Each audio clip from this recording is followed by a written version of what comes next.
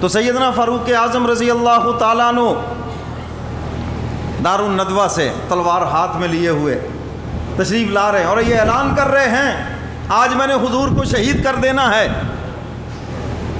راستے میں حضرت نعیم ملے، پوچھا عمر یہ ہاتھ میں ننگی تلوار یہ کدھر کا ارادہ ہے؟ کہنے لگے میں تو حضور کو شہید کرنے جا رہا ہوں، تمہارے نبی کو شہید کرنے جا رہا ہوں، میں تو اسلام کو ختم کرنے جا رہا ہوں۔ حضرت نعیم فرماتے ہیں عمر تم اسلام کو ختم نہیں کر سکتے، اسلام تو اب تمہارے اپنے گھر میں بھی پہنچ چکا ہے۔ کیا مطلب؟ تمہاری بہن اور تمہارے بہنوئی مسلمان ہو چکے ہیں۔ اچھا، راستہ بدلا، بہن کے دروازے پہ پہنچتے ہیں، اللہ کی شان کے اندر سے قرآن پڑھنے کی آواز آ رہی۔ کبھی وہ مبارک وقت ہوا کرتا تھا جب بھائی دروازے پہ آئے اور اندر سے قرآن پڑھنے کی آواز آئے۔ اب تو بھائی دروازے پہ آئے تو اندر سے آپ ہی جانتے ہیں کس کی آواز آ رہی ہے، گانے بجانے کی ہے، آپ بھی بخوبی سمجھتے ہیں۔ وہ مبارک دور بھائی دروازے پہ آیا تو اندر سے قرآن کی تلاوت کی آواز آ رہی ہے۔ دروازہ کھٹکھٹایا، پتہ چلا کہ عمر ابن خطاب ہیں، سوراخوں سے دیکھا، فوراً قرآن کے اوراق چھپا دیے، معلم تھے خباب ان کو بھی چھپا دیا، اور بہن نے کہا آپ لوگ سب پیچھے ہو جائیں، اب بھائی کا مقابلہ میں ہی کروں گی۔ سیدنا فاروق اعظم اندر آئے اور پوچھا فاطمہ بنت خطاب مجھے پتہ چلا ہے تم مسلمان ہو گئی ہو؟ کہا ہاں بھائی میں نے کلمہ پڑھ لیا ہے، مسلمان ہو گئی ہوں۔ کہنے لگے تمہیں پتہ نہیں کہ میں مکے کا سردار ہوں اور تم نے میری اجازت کے بغیر کیسے کلمہ پڑھا؟ بہن بھی تو عمر کی تھی نا۔ کہنے لگے بھائی عمر مجھے پتہ ہے آپ کی سرداری ہے، ہمارے اوپر بھی ہے، یہ سر کے بالوں سے لے کر پاؤں تک آپ کی سرداری ہے، لیکن ایک بات کان کھول کے سن لیں، اس وجود میں ایک دل ہے جس پہ مصطفیٰ کا قبضہ ہو گیا ہے۔ کاش کہ ہمارے دلوں پر بھی حضور کا قبضہ ہو جائے، کہو آمین۔ ہمارے دلوں پر تو دنیا کا قبضہ ہے بھائی، نوجوانوں کے دلوں پہ حسن کا قبضہ ہے، کاش حضور کا قبضہ ہو جائے اور اس دل کے اندر مولا آ جائے، یہ سب سے بڑی سعادت ہے۔ نماز جنازہ میں امام سینے کے برابر کھڑا ہوتا ہے، دل کے برابر کھڑا ہوتا ہے، کیونکہ یہاں ایمان ہے، نور ایمان ہے، پیٹ کے برابر کھڑا نہیں ہوتا، وہاں گندگی ہے۔ یہ علیحدہ بات ہے کہ بعضوں کے دل پیٹ سے بھی گندے ہیں، منافقت ہے دل کے اندر۔ تو میرے محترم سامعین، امام اسی لیے نماز جنازہ میں دل کے برابر کھڑا ہوتا ہے، اور حدیث مبارکہ میں ہے لوگ صورتوں کو دیکھتے ہیں اور اللہ تمہارے دلوں کو دیکھتے ہیں، دل سنوارو۔ تو سیدنا فاروق اعظم رضی اللہ تعالیٰ عنہ سے بہن کہتی ہے بھائی ہاں ہم نے کلمہ پڑھ لیا ہے۔ جلال میں آئے، بہن کو مارنا شروع کیا، روایات میں آتا ہے اتنا مارا کہ مار مار کے زخمی اور لہولہان کر دیا، بہنوئی کو بھی مارا، زخمی کر دیا، تھک کے بیٹھ گئے۔ کہنے لگے بہن یہ نہ سمجھنا مجھے کو ترس آ گیا ہے، ذرا تازہ دم ہو لوں اور پھر تمہاری خبر لیتا ہوں۔ بہن بھی عمر کی تھی، کہنے لگے بھائی پھر کان کھول کے سن لے، جس ماں کا تو نے دودھ پیا ہے میں نے بھی اسی ماں کا دودھ پیا ہے، اگر تم اس ماں کا دودھ پی کر کفر کی حمایت میں پکے ہو تو اسی ماں کا دودھ پی کر میں مصطفیٰ کی حمایت میں پکی ہوں۔ سیدنا فاروق اعظم پہ کپ کپی طاری ہو گئی کہ عورت ذات اور یہ حوصلہ اور یہ جرت یہ کہاں سے آ گئی؟ کہنے لگے بہن مجھے ذرا وہ کلام تو سناؤ نا، وہ خدا کا قرآن تو سناؤ نا، جس نے تمہارے اندر اتنی جرت پیدا کر دی ہے، استقامت پیدا کر دی ہے، اتنی دلیر ہو گئی ہو، ذرا وہ کلام تو سناؤ نا، ہے کیا اس میں؟ قرآن کریم کی تلاوت سے روحانی پاور مضبوط ہوتی ہے، یاد رکھنا، اور یہ روح کی غذا ہے، دنیا کی غذاؤں سے جسم مضبوط ہوتا ہے اور قرآن کی تلاوت سے انسان کا دل مضبوط ہوتا ہے۔ آپ قرآن کی تلاوت کریں انشاءاللہ دل کے مریض بنے گے ہی نہیں، نہ روحانی نہ جسمانی۔ انشاءاللہ اللہ کے حکم سے۔ فاطمہ بنت خطاب قرآن سنانے لگی، زبان سے قرآن پڑھ رہی ہیں اور دل سے دعائیں کر رہی ہیں۔ سورہ طٰہٰ کی تلاوت فرمائی، فرمایا طٰہٰ ما انزلنا علیک القرآن لتشقى الا تذکرۃ لمن یخشی تنزیلا ممن خلق الارض والسماوات العلی۔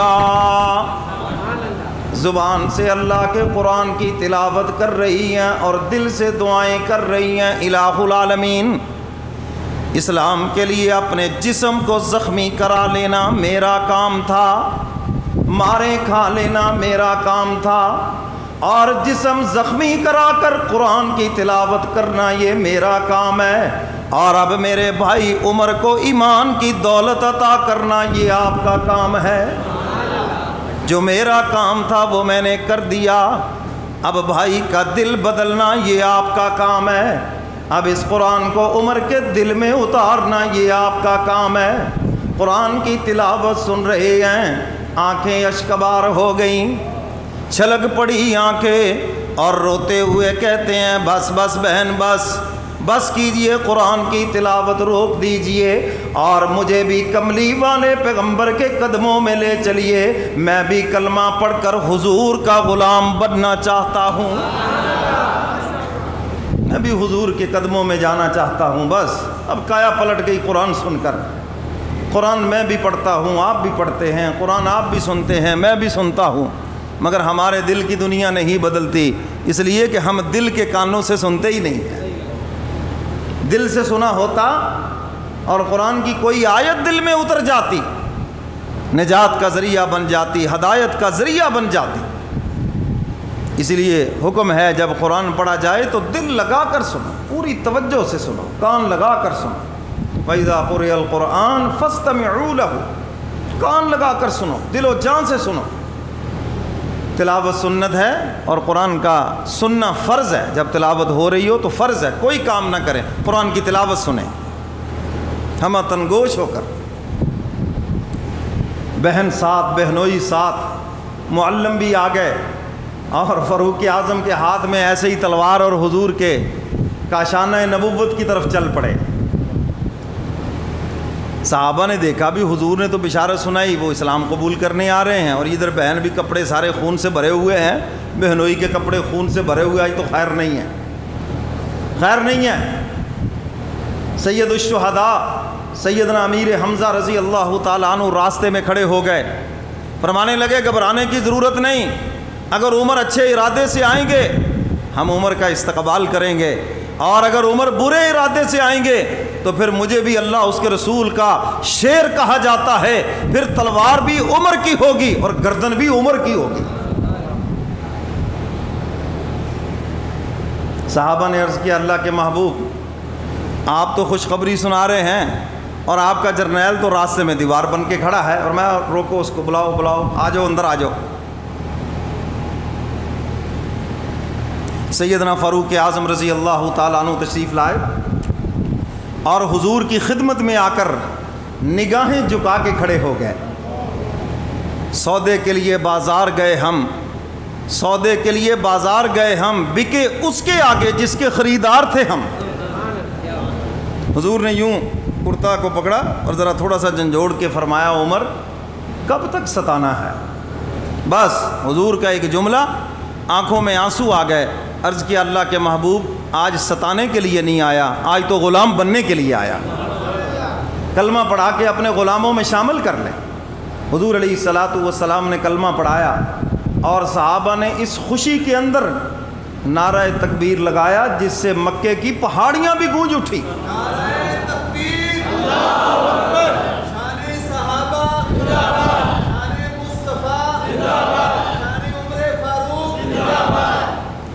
اور کافروں نے کہا کہ آج مسلمانوں نے ہم سے بدلہ لے لیا ہے کہ فاروق اعظم مسلمان ہو گئے۔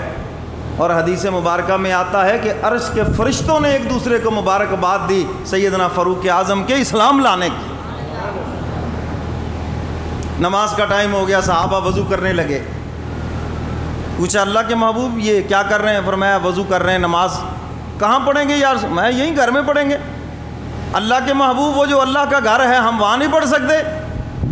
حضور فرماتے عمر دل تو بہت کرتا ہے مگر کیا کروں، تیری برادری وہاں جانے نہیں دیتی، مکہ کے سردار قریشی ہاشمی وہاں مجھے جانے نہیں دیتے۔ انہوں نے کہا اللہ کے محبوب میں نے اسلام قبول نہیں کیا تھا، آپ نماز گھر میں پڑھتے تھے، اب میں نے اسلام قبول کر لیا، اب بھی نماز اگر گھر میں پڑھیں تو پھر میرے اسلام لانے کا کیا فائدہ؟ آج ہم نماز بیت اللہ میں پڑھیں گے اور دیکھیں گے کہ کون روکتا ہے۔ اللہ اکبر۔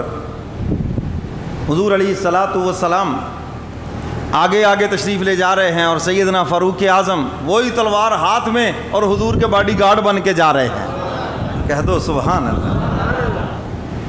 حضور کے باڈی گارڈ بن کے جا رہے ہیں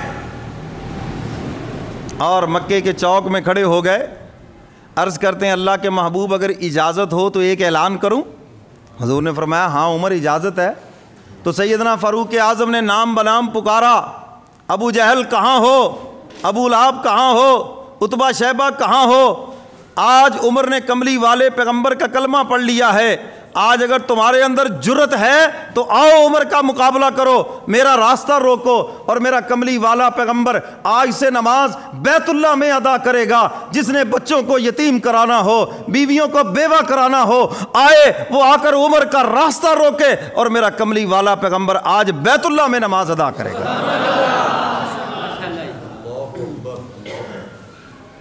کفر کی کیا مجال ہے کہ وہ مقابلہ کر سکے؟ حضور علیہ الصلاۃ والسلام بیت اللہ میں پہنچے، دروازہ کھلا اور میرے کملی والے پیغمبر نے امامت فرمائی اور حضرات صحابہ کرام نے پیچھے نماز پڑھی۔ کہہ دو سبحان اللہ۔ اس جرت اور دلیری کی بھی ضرورت تھی نا۔ اللہ تعالیٰ نے کچھ کام کسی انسان کے ہاتھ پہ لکھے ہوتے ہیں کہ یہ اس نے کرنا ہے اور وہ اسی کے ہاتھ سے ہونا ہوتا ہے۔ خیبر کا قلعہ فتح نہیں ہو رہا، حضور علیہ الصلاۃ والسلام نے کئی دن گزر گئے تو رات کو ارشاد فرمایا صبح جھنڈا اس کے ہاتھ میں دوں گا جس کے ہاتھ پہ خیبر کا قلعہ فتح ہوگا۔ اب سارے صحابہ موجود ہیں، سیدنا فاروق اعظم بھی موجود ہیں، سارے صحابہ موجود ہیں، مگر یہ کام جس کے ہاتھ سے ہونا ہے بذریعہ وحی بتا دیا گیا جب تک ان کو آگے نہیں لگاؤ گے تو یہ کام نہیں ہونا۔ جب صبح ہوئی اب صحابہ انتظار میں ہیں کہ حضور کس کو بلاتے ہیں۔ حضور نے فرمایا علی مرتضیٰ کو بلاؤ، اللہ نے مجھے بتا دیا ہے خیبر کا قلعہ علی کے ہاتھ پہ فتح ہونا ہے۔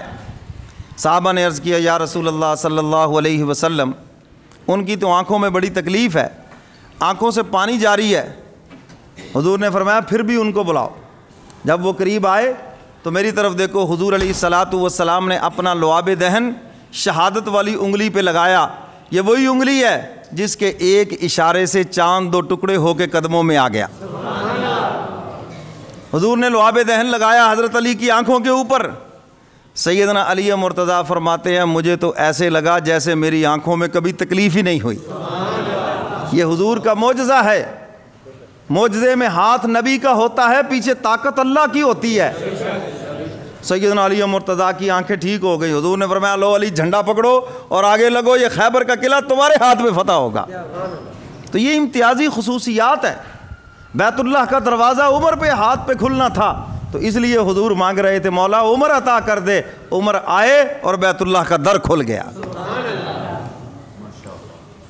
اور کہنے والے نے خوب کہا ہے نا، سنا دیں آپ کو؟